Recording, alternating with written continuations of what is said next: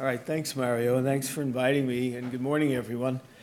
I'm going to talk about some things having to do with imaging that are relevant to HCC, and Mario gave me a big menu to discuss with you, and I obviously can't get through everything here in detail, so I'm going to give you some of the highlights, and I'm going to focus on some imaging tools that we have for imaging liver disease that is relevant to HCC, and some tools that are been developed that are on their way. And then in the second part of this, I'm going to focus on standardization of reporting and what we're looking for on imaging to diagnose hepatocellular carcinoma. These are my relevant disclosures. So if you look at liver disease and the diagnostic imaging paradigm, this is the historical paradigm that we've been living with for a long time in imaging. And that is basically morphologic and anatomic information is what we're looking for, and the reporting has been non-standardized. So I think most of you who deal with hepatocellular carcinoma or liver disease get reports from radiologists, CT, MR reports.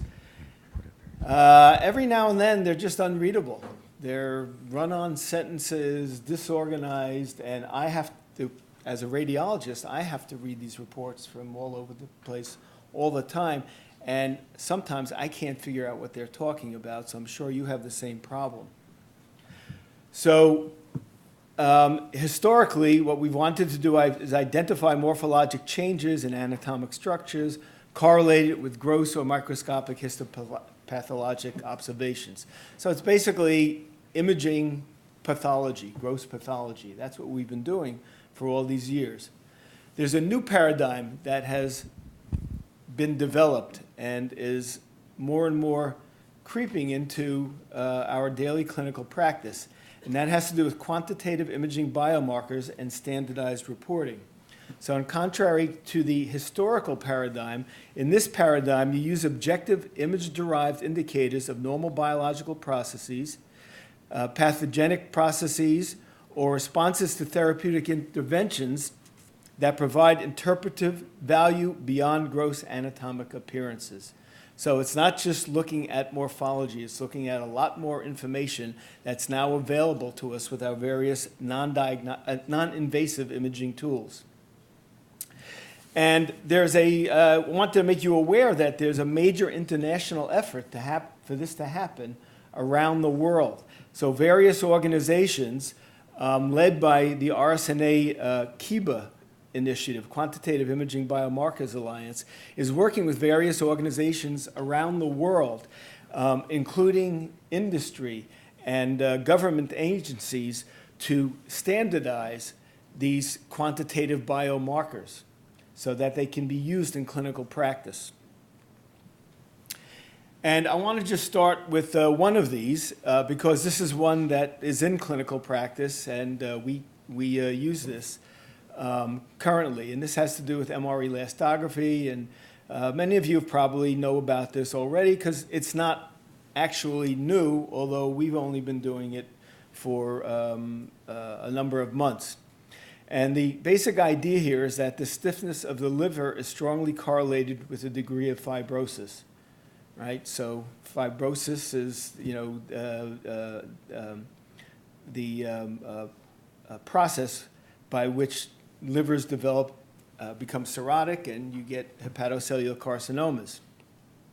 And the idea here, without going into too much detail, is you put essentially it's sort of like a boombox on somebody's abdomen, and you pulse a acoustic wave through it, and then using various tricks with MRI, you can look at the waves that are generated through the liver and determine what the stiffness is non-invasively.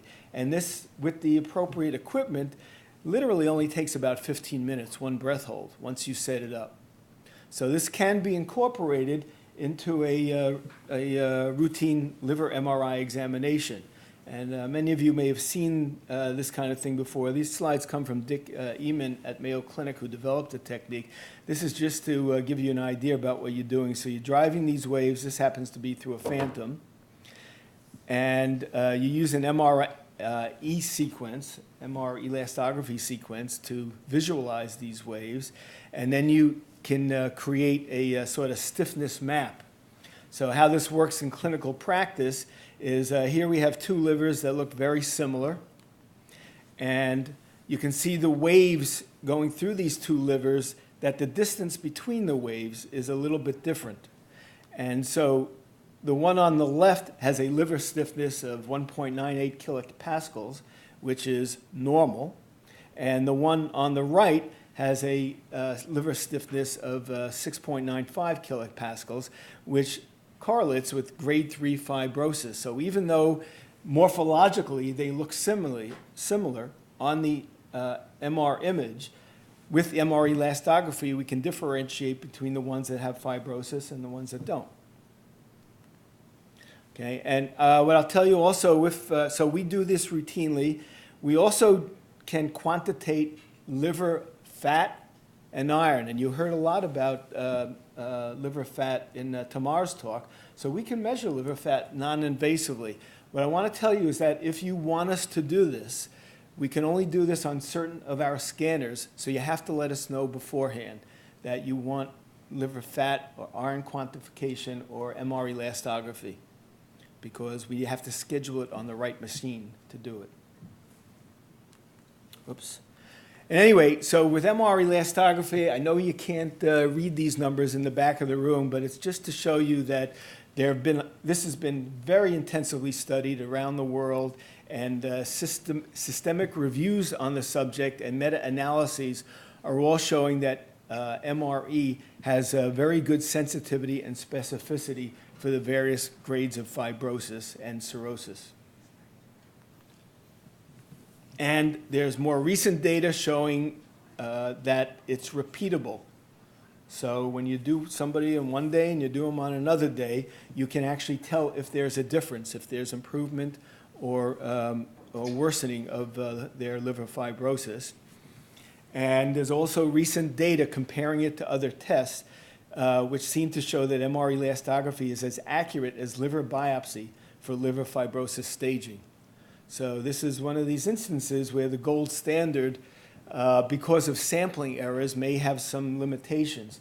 With MRE, you get a global picture of the entire liver, so you don't have to worry about one area being more involved than other parts of the liver and getting a misleading result based on sampling error. And finally, with MR elastography, there's actually a lot more information in the data than we've been using. Things called storage modulus, loss modulus, dumping ratio, volumetric strain. These are all, frankly, new terms to me. But the idea is that there's a lot more information in the data. It's not just imaging data. There's a lot more information. And when you put this information together, that will probably get closer and closer and better in diagnosing these various liver conditions non-invasively. Moving on to another topic, and this is another way of approaching the issue of, is there something wrong with the liver? Does a patient have cirrhosis? So anybody who's looked at a cirrhotic liver knows that it's got a nodular contour, and that the more cirrhotic it is, the more nodular it is. So somebody had the clever idea, which I was very skeptical about, of using sophisticated computer algorithms and CT to measure the liver contour for nodularity. And this is so-called liver surface nodularity, or L.SN index.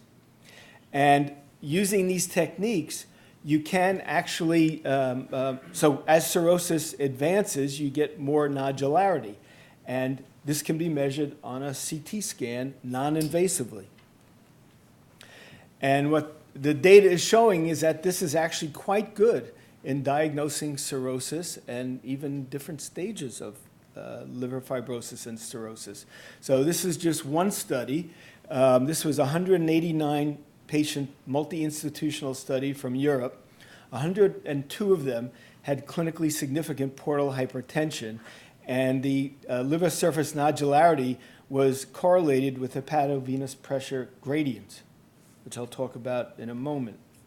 And the conclusions were that the L.SN score, liver surface nodularity score, correlated strongly with the pressure gradient and demonstrated high diagnostic performance for detecting clinically significant portal hypertension, and that this L.SN score outperformed other non-invasive tests, including blood tests.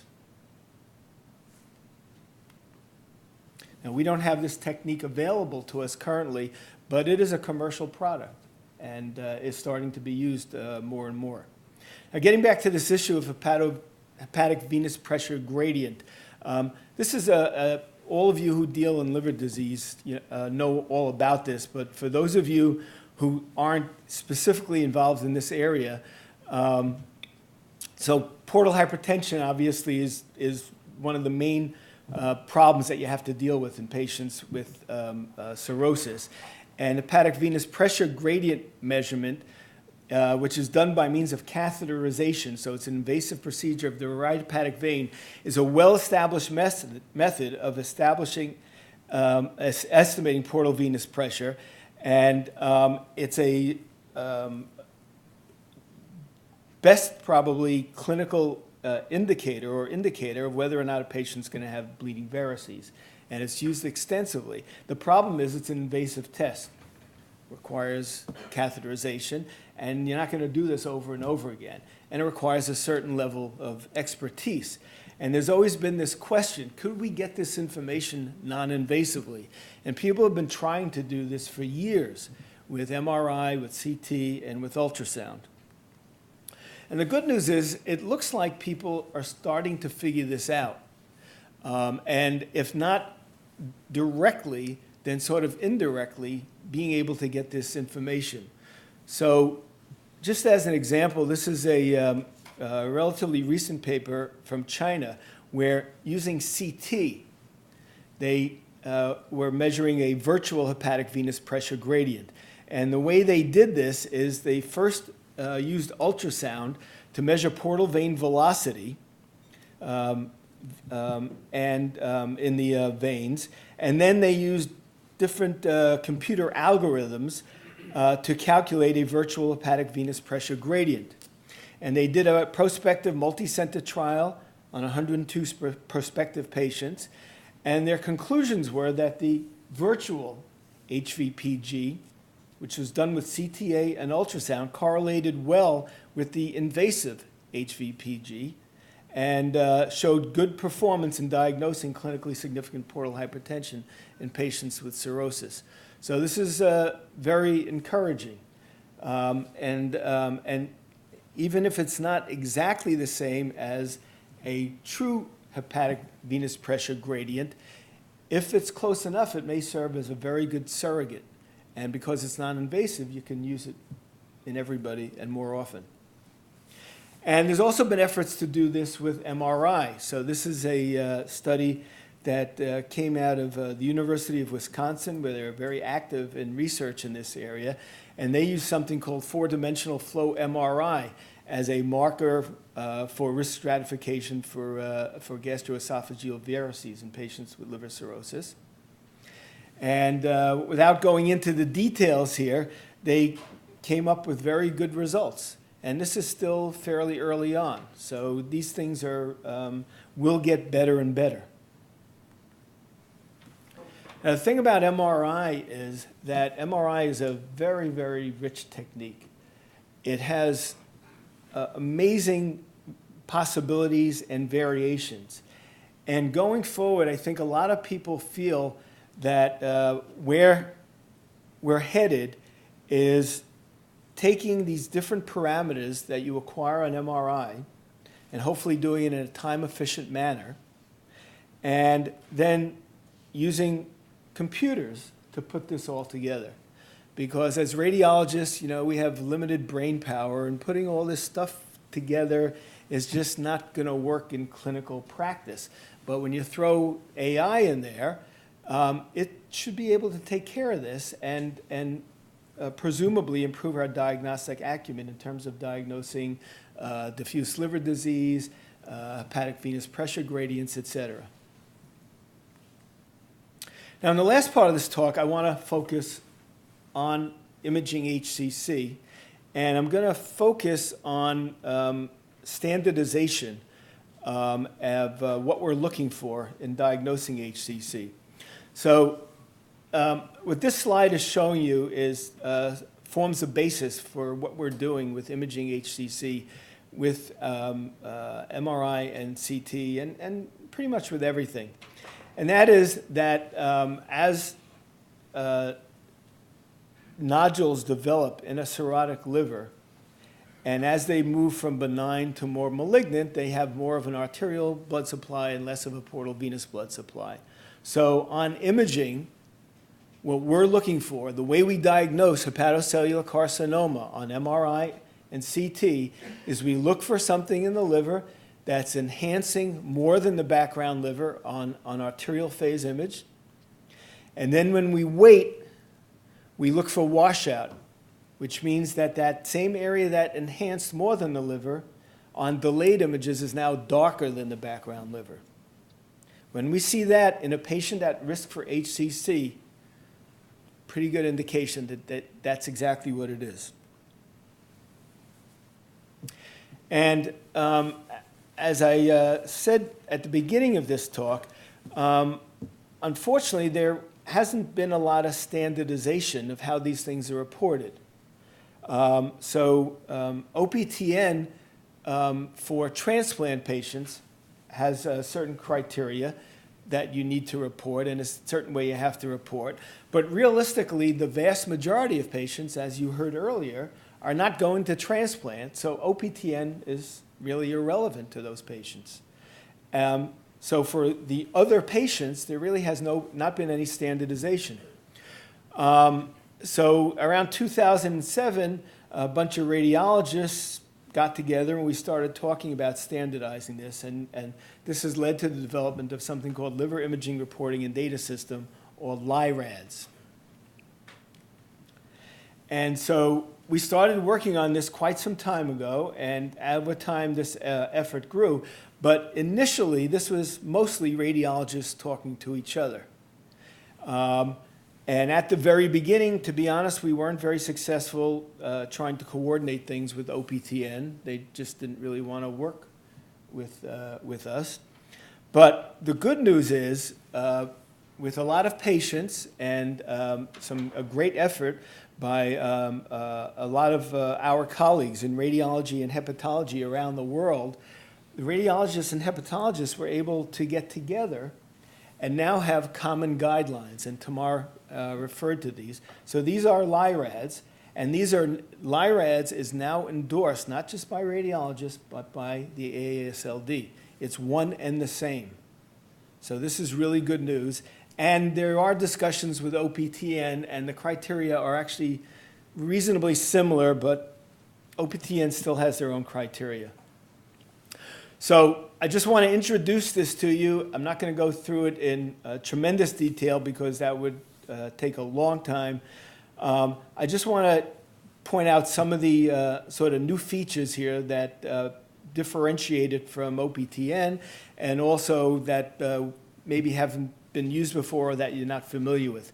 So first of all, the way this works is whenever we see something in the liver in a patient at risk for HCC, and LI-RADS has a whole section defining which of the patients, which patients LI-RADS is appropriate for. So you wouldn't use LI-RADS, for example, in somebody who's got no increased risk of HCC. Just wouldn't be appropriate. You wouldn't use it in a child. There's no LI-RADS for children now, but it's being developed. This is only for patients as defined in LI-RADS who are at increased risk for HCC.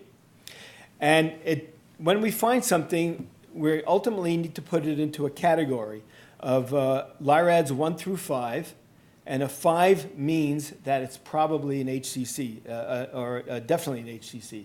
Very, very high probability, and I'll show you the numbers later. Whereas a LI-RADS 1 means it's definitely benign.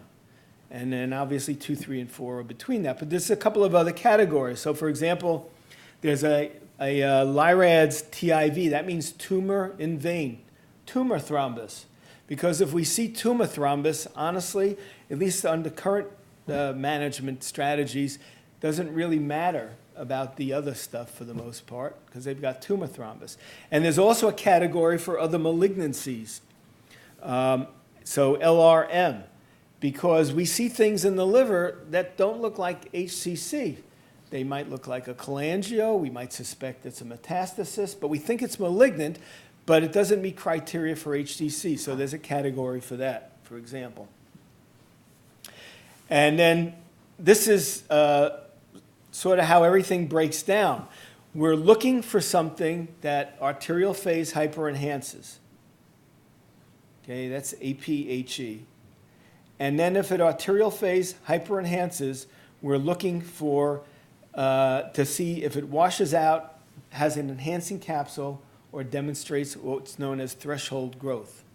And based on these combination of features, we can categorize these things as a LI-RADS 3, 4, or 5, depending upon their size and which features they show.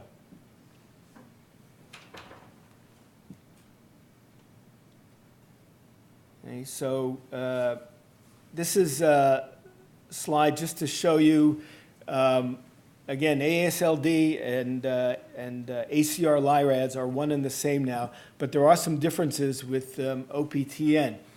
The good news is that for growth, this was actually one of the biggest sticking points. How much growth do you need to call something an HCC? And turns out we were all able to come to agreement on this, including OPTN, mainly because there's no data, so it made it sort of easy to agree on it. So let me just show you a couple of these features that we're looking for. So for example, this is an example of non-rim enhancement in the arterial phase on CT. MRI with ECA means extracellular agent. That's the typical gadolinium agent we use. And then the last column there is MRI gadozetate. So that's primarily, that's Eovist. That's a hepatobiliary agent. We don't use that routinely for our cirrhotic patients, but at other places they do. And this is an example on these 3 different variations of non-peripheral washout. So you can see these things are getting darker than the background liver. So if you have arterial phase enhancement and washout, you can call it an HCC. This is an example, or examples of enhancing capsules. And this is an example of, there are very clear criteria about how you're supposed to measure things and how you determine whether or not there's adequate growth to call something an HCC using these criteria. This is an example of, or some examples of a new term that you'll become familiar with, and this is called targetoid enhancement.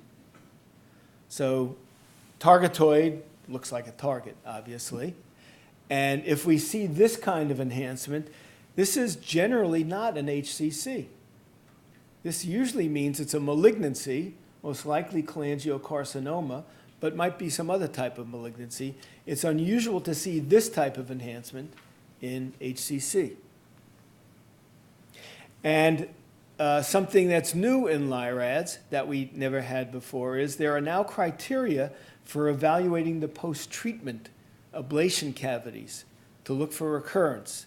So this has all been sort of done informally. Everybody sort of had their own criteria. We're looking for something enhancing. But now in LI-RADS, this has been formalized. The reporting on this, interpretation and reporting on post-transplant, post-therapy livers has now been standardized. Whoops, what happened there? Okay, and Tamar showed you a piece of this slide. And this isn't really also good news. So the AASLD and the ACR LI-RADS committee have come to agreement about how you manage patients, or might manage them, I should say, because none of this is forced. It's all based on a lot of things. But how you might manage patients based on the LI-RADS category, based on the imaging. So that's progress. So I told you I was going to show you some data. So this is some data which was presented at a recent meeting looking at the overall HCC and malignancy rate for LI-RADS category. So in places where they've been using LI-RADS, these are the numbers they're coming up with. And what you can see is that for LI-RADS 5, okay, 94% of these things turn out to be HCC, and 97% of LI-RADS 5 turns out to be malignant. So that's pretty damn good. And it gets to the question, which I'm sure we can discuss later, about whether or not these patients need biopsy. Not 100%, but it's pretty damn close. And also shows you LI-RADS 4, what it means there. And also, very importantly, when we say something is LI-RADS 2 or 3, it doesn't mean it's not an HCC. It means the probability is low. And you can see the numbers there about approximately what the chances are that these things might turn out to be an HCC in patients who are at risk for HCC. So this is my last slide. This is from a committee put together by the White House, interestingly enough. It came out in 2017. I can assure you this wasn't created by the current occupant of the White House. So it was created before then, but it came out in 2017. And it was a committee which developed a roadmap for medical imaging and research and development. And they showed that there were 4 objectives. And you can see those on the right. And if you look at these objectives, we're getting very close to them. So we've got best practices in imaging. What do you use, a CT, an MR, ultrasound, or et cetera, with high-value imaging techniques. And we've now standardized and are in the process of standardizing even more the data from all of these different modalities. And the last sort of piece of the puzzle has to do with AI and machine learning, which is a perfect segue to the next talk, because that's what Julius Shapiro is going to address, is some of the things that we're doing at Yale to look at HCC using these advanced computational and machine learning techniques. And so with that, I'll thank you for your time.